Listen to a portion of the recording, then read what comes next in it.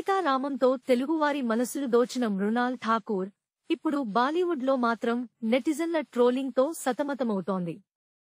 దీనికంతటికీ కారణం అనుష్క శర్మపై మృణాల్ ఎప్పుడో చేసిన కొన్ని కామెంట్స్ ఇప్పుడు బయటకు వచ్చి వైరల్ అవ్వడమే. ఈ వీడియో క్లిప్తో ఆమెపై బాలీవుడ్ ఆడియన్స్ తీవ్రంగా మండిపడుతున్నారు.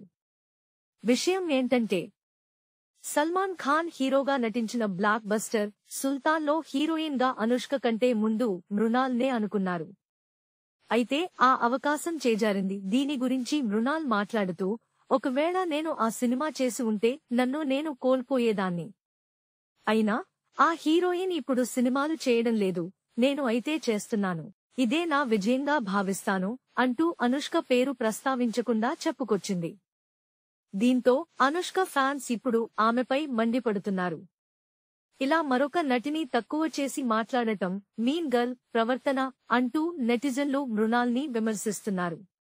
సుల్తాన్ తర్వాత అనుష్క నిర్మాతగా మారి ఎన్నో సక్సెస్ఫుల్ ఫిల్మ్స్ తీసిందని, ఆమె ఖాళీగా లేదంటూ మృణాల్ కు కౌంటర్లు ఇస్తున్నారు. గతంలో బిగ్ బాస్ షోలో సల్మాన్ ఖాన్ స్వయంగా సుల్తాన్ కు హీరోయిన్ గా మృణాల్ ఫస్ట్ ఛాయిస్ అని చెప్పడం జరిగింది.